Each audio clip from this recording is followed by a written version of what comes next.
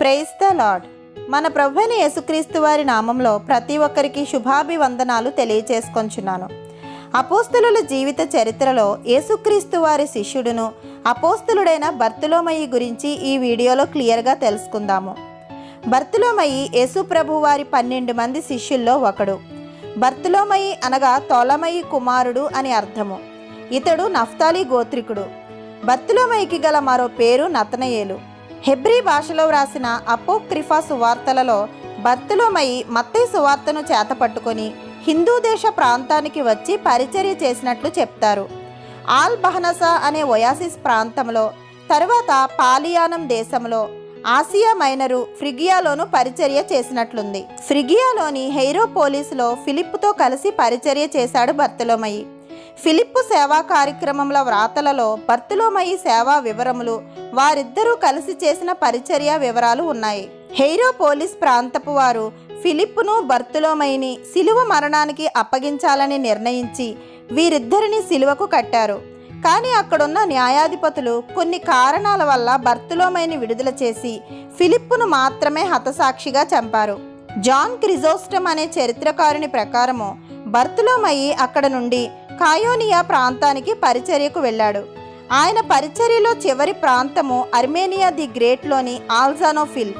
ఇక్కడ ప్రజలు బహు విగ్రహారాధికులు.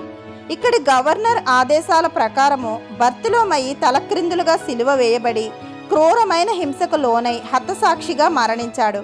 మొత్తం మీద అర్మేనియాలో బర్తులోమయి 16 సంవత్సరాలు పరిచర్య చేశాడు. బర్తులోమయితో అర్మేనియాలో పరిచర్య చేసిన మరొక ప్రాముఖ్యమైన అపోస్తలుడు యోధా తద్దయి. అర్మేనియన్ల చరిత్ర ప్రకారము క్రీస్తు శకం 43 నుండి 66 మధ్య వీరిరువురు పరిచర్య చేసినట్లుంది.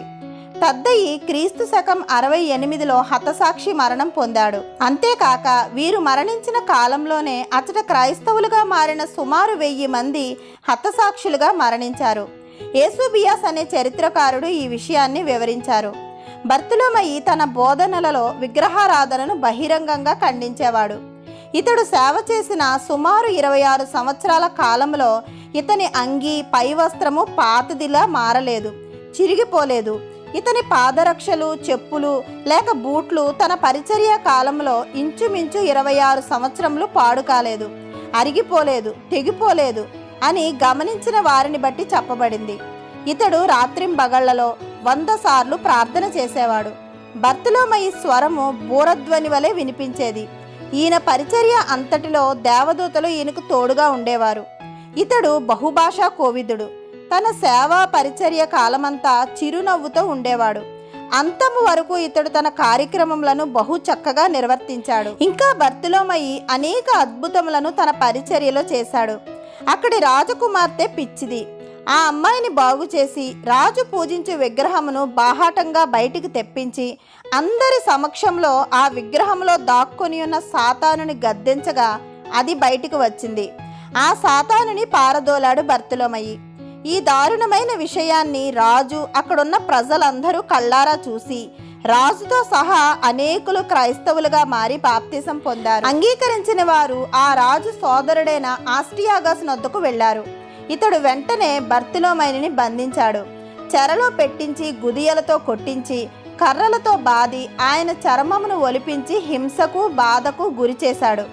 ఆయనను సిలువ మరణానికి అప్పగించాడు. ఈ విధముగా బర్తులోమయి యేసు ప్రభు యొక్క హతసాక్షిగా మరణించాడు. బర్తులోమయి ఫిలిప్పు ద్వారా ప్రభువునొద్దకు నడిపించబడ్డాడు అని, యెరూషలేం దేవాలయం వద్ద ఈయన ఫిలిప్పుతో ఇతర శిష్యులతో అనేక సార్లు కలిసి ఉన్నాడు అని, లవదోకియా కొలస్సి ప్రాంతాలలో ఫిలిప్పుతో కూడా పరిచర్య చేశాడు అని లేఖన భాగాల్లో వ్రాయపడి ఉన్నది. రోమా ప్రొకాన్సులేట్ భార్య ఈయన ప్రార్థనల ద్వారా స్వస్థత పొంది ప్రభువు వారిని అంగీకరించింది. కానీ ఆమె భర్త బర్తులోమయిని సిలువ మరణానికి అప్పగించాడు. ఈ విధముగా ప్రపంచంలో అనేక ప్రదేశాలలో బర్తులోమయి సేవ చేశాడు. బర్తులోమయి మరణించిన ప్రదేశపు ప్రస్తుతపు పేరు ఆజర్బైజాన్, పాత పేరు ఆల్బెనోపోలిస్. ఈ పట్టణమును ప్రస్తుతము డేర్బెండ్ అని పిలుస్తారు. ఇది సముద్ర ముఖ ద్వారములో ఉన్నది. ఇక్కడ స్టెప్పీలు అనేవారు గుర్రముల వ్యాపారమును చేసేవారు. వీరు అడవి మనుషులు. ఈ ప్రాంతమునకు వ్యాపార నిమిత్తము అనేకులు వస్తూ పోతూ ఉండేవారు. 1294వ సంవత్సరంలో మార్కో పోలో యాత్రికుడు ఈ ప్రాంతమును దర్శించాడు. బర్తులోమయిని చర్మమును ఒలిపించి సజీవముగా శిలువ మరణం విధించి చంపించారు. ఈయన పరిచర్యను రోమన్ క్యాథలికులు కూడా ఒప్పుకున్నారు. బర్తులోమయిని గూర్చి వ్రాసినవన్నీ గ్రీకు, లాటిన్ భాషలలో ఉన్నాయి. అవి ఇప్పటికీ భద్రపరచబడి ఉన్నాయి. వీటి ద్వారా ఆయన చర్మమును కోసిన కత్తి చిత్రము ఆయన బొమ్మతో పాటు ప్రాచుర్యంలోనికి కూడా వచ్చింది. ఈ విధముగా బర్తులోమయి తన పరిచర్య జీవితంలో గొప్ప సేవను జరిగించి క్రీస్తు వారి కొరకు హతసాక్షి మరణమును పొందాడు. మన ప్రభువైన యేసుక్రీస్తు వారి కృప మనందరి జీవితాల్లో సమృద్ధిగా ఉండాలని ప్రార్థిస్తూ ఆమెన్. దేవుని మాటలు మీకు నచ్చితే లైక్ చేయండి, సబ్స్క్రైబ్ చేయండి. దేవుని మాటలను అనేకులకు షేర్ చేయండి. ఇంకా పరిశుద్ధ గ్రంథంలో అనేక అంశాలను మనం ధ్యానం చేసుకోవడానికి కావలసిన దేవుని కృప నడిపింపుల కొరకు మనందరము ప్రార్థిద్దాం. ఆమెన్.